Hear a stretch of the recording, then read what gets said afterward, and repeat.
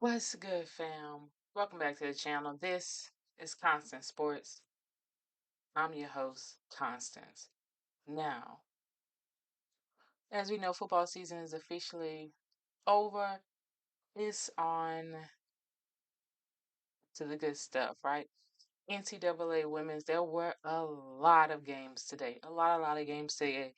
Um, the most exciting part, obviously, was the SEC powerhouses that went head to head today, right? Started off the day with South Carolina versus Texas, which this is the first time that South Carolina and Texas has played against each other this year. As we know, Texas has been very good the past couple seasons and are continuing to get better, right? Booker is showing why he is one of the top players in the country, and she did what her team needed her, right? She gave him 20 points, 11 rebounds, um, in 39 minutes. She didn't have a great shooting game, right? She was 7 of 22, 0 for 3 from the line, but she got to the free throw line. Um, and she gave her team what they needed. So obviously, South Carolina goes down 66 to 62. It was a hard fought game the entire game. The craziest part, South Carolina didn't lead at all this game, right? Not one time did South Carolina lead. They tied the game a couple of times, which made things even more interesting, but Texas battled. And Booker said at the end of the game with her interview with Holly Rowe that they showed toughness this game. Last game, she said she felt like South Carolina out toughed them. In this game, they out tough South Carolina, which is what South Carolina does to every team. They out tough them, they out hustle them. Um, they push the ball more. They seem like they want to win the game more than anyone else they're playing, which is crazy. Um, the Texas played their game.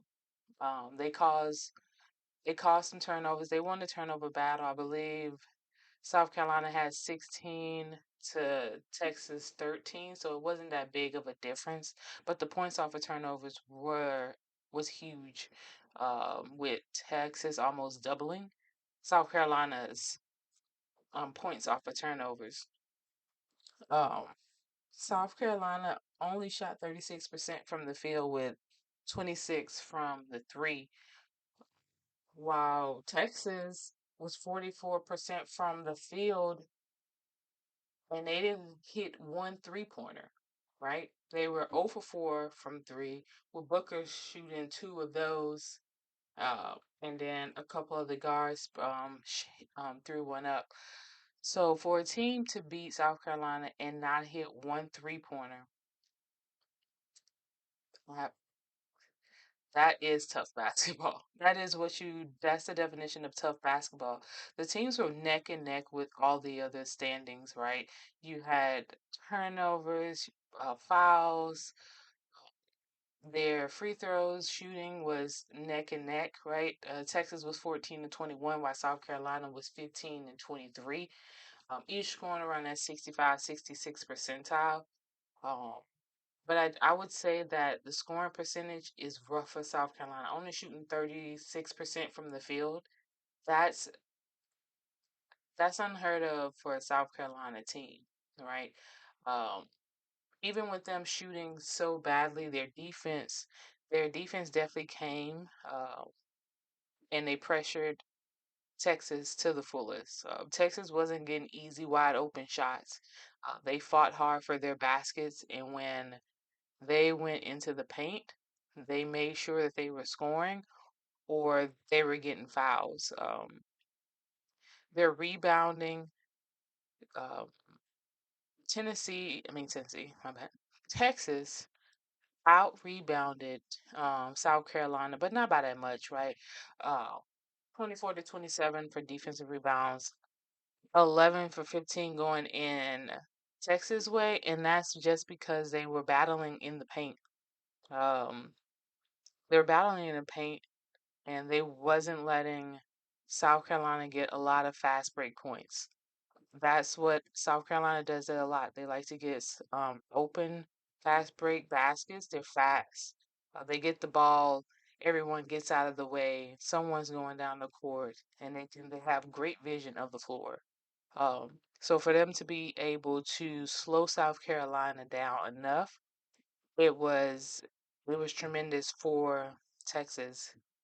Um, this game, I at one point I wasn't sure who was going to win, and then at another point I was surprised by what I was seeing. Right, um, South Carolina did seem a little off to me, but obviously they were off. Their shooting was off.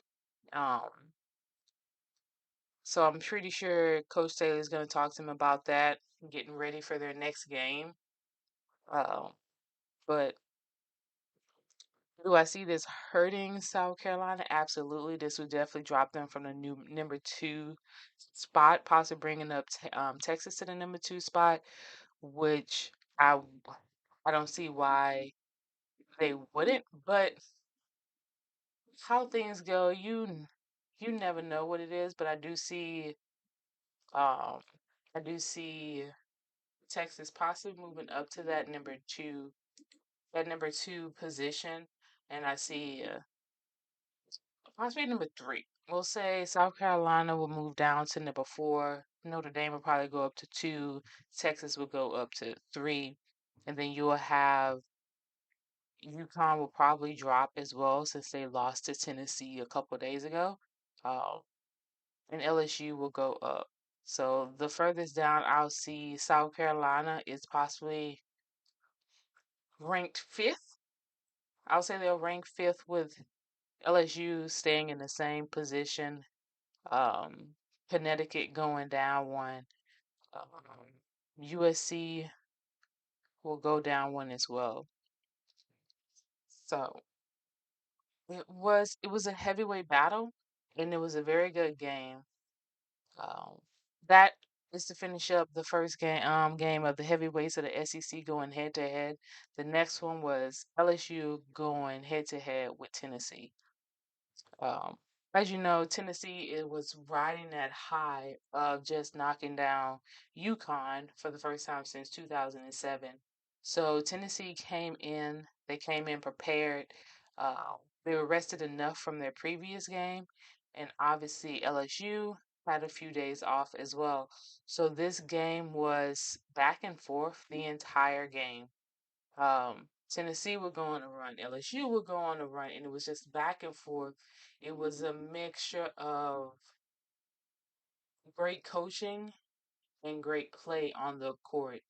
Uh, these teams battled, and it's just like their first game, the last game they played earlier in the season.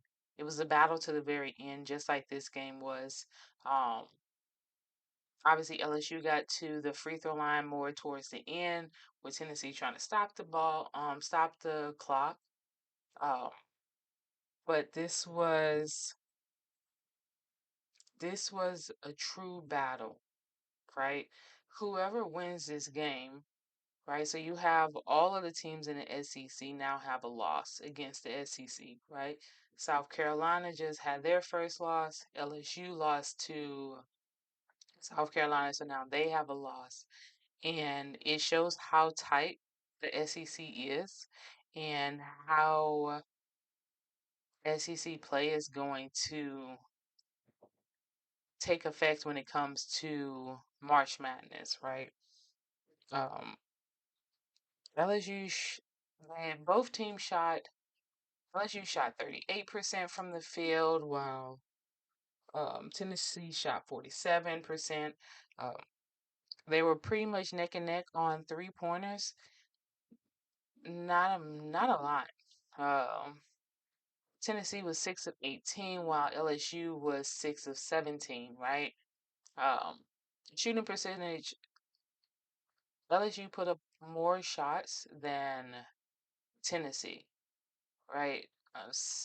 LSU was 28 of 73, while Tennessee was 29 of 61. So I think that helped out a lot. It wasn't it wasn't our usual personnel who shined tonight. They all did their part, right? Morrow got her double double. Um, she battled in the paint. She got the tough shot she needed to get. But it was Gilbert coming off the bench, and she had an amazing game. She had an amazing second half, right? So the first half, she only scored roughly 2 points. Second half, she went off, scoring 21 points in the second half. She had herself a game, and it's funny because our first game against Tennessee, Gilbert was our go-to. She scored the game-winning shot for us. Um, she played hard. She played smart. Um, there was some turnovers that I did not like, especially towards the end. Tennessee was building up the pressure on the defense, and LSU was a little bit out of sorts. But overall, this game was what I expected it to be. It's against, it was two teams who are proving that they are at that level, right? And you think that these teams shouldn't have to prove themselves, right? LSU just won the championship a couple years ago. Tennessee is Tennessee, which I think the most shocking thing is that Tennessee is where they're at in the standings and in the SEC, pretty much being a new team with a new head coach, and they are one of the top SEC teams. Um, which no one expected Tennessee to be one of the top teams in the SEC, and I think everyone would have understood if they wasn't. Um, but they came out to show that they are not to be played with. Okay, they are a team that if you have them on their schedule, you are going to have to beat them. This isn't going to be an easy game on your schedule just because they have a new head coach. Um, she pushes them. Uh, She fires them up and she lets them play their game. They go out and they make plays on the court. They continue to make those tough baskets, the driving layups, stopping short of the basket and bouncing the ball off the backboard. They have perfected that. And I'm not quite sure anyone will be able to stop that just because Tennessee is so big that they have a 6'5" guard running down the floor, stopping short of the basket and just bouncing it off of the backboard. And it's going in every single time. I love to watch Tennessee play.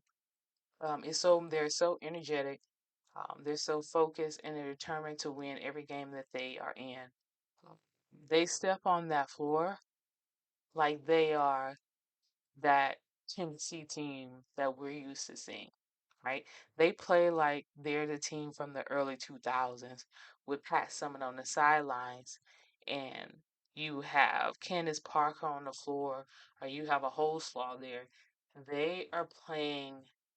They are playing Tennessee basketball, and it's really good to see Tennessee back up towards that top of the SEC. And the other conferences have they're gonna have to figure something out because the SEC is not just one or two teams right now. The SEC has four powerhouse teams right now, while other conferences have one, maybe two. Um, so to stop an SEC team from making it to the national championship is going to be very, very hard. To stop these SEC teams from making it to the Sweet 16, let alone the Elite Eight, is also going to be very hard.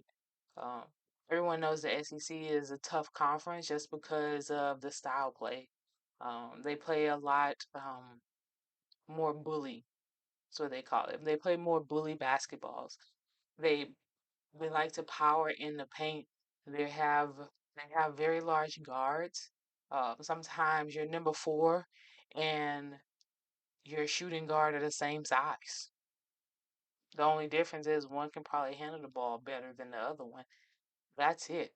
So I think is this next month. It's going to be a fun month of women's basketball as conference play continues to dwindle down and they keep switching up the brackets about who's going to be the number one seeds, who's going to be pretty much the 1 through 4 seeds, right? And with South Carolina losing, it gives that SEC number one seed is still up in the air now with that loss that South Carolina has gotten. Um, the conference championships are going to be so much fun, and I can continue to watch the rest of this season. If today has proved anything, it proves that this is going to be one of the most exciting seasons of women's college basketball.